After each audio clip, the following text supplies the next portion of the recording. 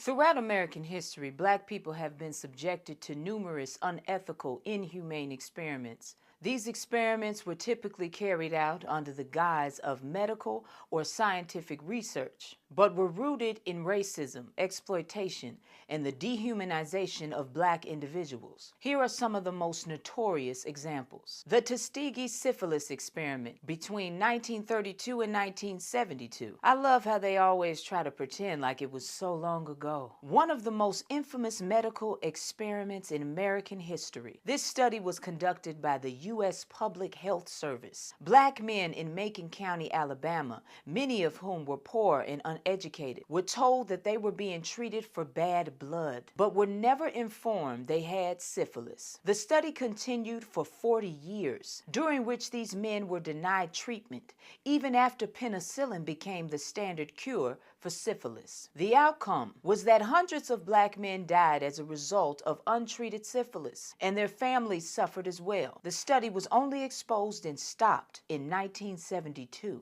Next, we have the father of gynecology and his experiments on the enslaved black women of the 1840s and 1850s. Dr. J. Marion Sims, a prominent 19th century physician, conducted a series of surgeries on enslaved black women without anesthesia. He is often credited with pioneering gynecology surgery techniques, but these advances were built on the torture of black women who were used as human subjects in his experiments. Many of these women were subject to repeated and painful surgeries to address issues caused by childbirth to help white women. Without their consent or proper recovery care, Sims' experiments were vital to his success in gynecology, but were carried out with extreme brutality, and his legacy remains despicable and criminal. To this day, black women still have the highest death rate in healthcare because our pain is ignored by most white doctors. Next, we have the Mississippi appendectomies of the 1930s to the 1970s.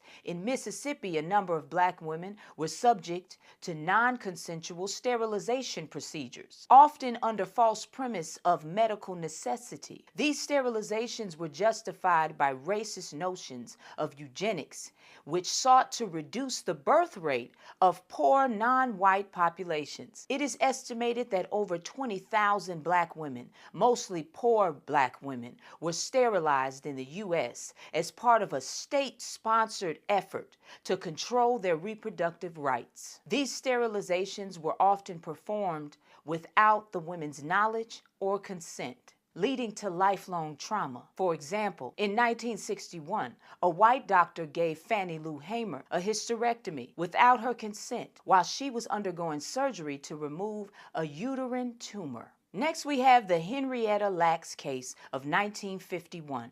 Henrietta Lacks was a black woman from Baltimore, and she had cancerous cells taken without her consent while she was being treated at Johns Hopkins Hospital. Her cells, known as HeLa cells, were the first immortal human cells grown in culture and have contributed to numerous medical advances, including the development of polio vaccine, cancer treatments, and gene mapping. However, her family was never informed about the use of her cells or compensated for the commercialization of her biological material. Henrietta Lacks' case raised significant ethical concerns around consent, exploitation, and the commercialization of biological material. It also brought attention to the intersection of racism and scientific research. Next, we have the Willowbrook State School hepatitis experiment of the 1950s to the 1970s. The Willowbrook State School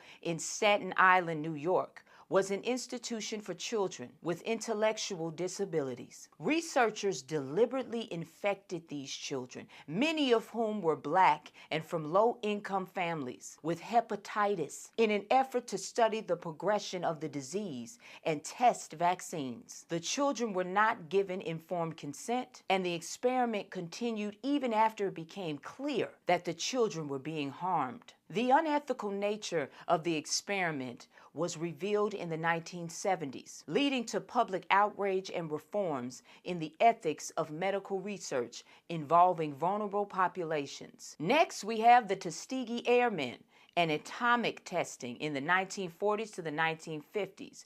During and after World War II, the U.S. military conducted a series of secret atomic and chemical weapons tests on servicemen, many of whom were black. The Tuskegee Airmen, a group of black pilots, were among those exposed to these dangerous substances without their knowledge or consent. Some of these tests involved exposure to radiation, which led to long-term health issues for those affected soldiers. The tests were part of a broader history of the military experimenting on marginalized groups, and the survivors have faced challenges in seeking justice for the health consequences they endured because the government didn't want to admit what they had done. Next, we have the guinea pig experiments on black prisoners during 1970s to the 1990s. In the 1970s and beyond, prisoners, particularly black prisoners, were often used as subjects in medical experiments. These experiments were conducted without informed consent and involved testing various drugs, vaccines, and medical procedures. Some of these experiments were funded by pharmaceutical companies, Big Pharma, while others were initiated by the government or private research institutions, and many suffered serious health consequences as a result of these experiments. These are just a few of the examples of many unethical experiments in American history against black people, exploited for scientific and medical purposes. These practices were not only a violation of medical ethics, but also a reflection of the deeply rooted racial discrimination that has pervaded U.S. society.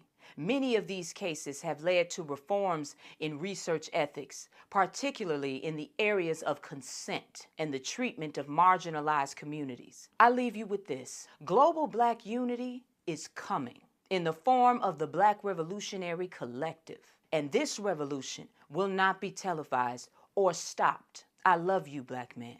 I love you, black woman. Knowledge is power. Power to the people.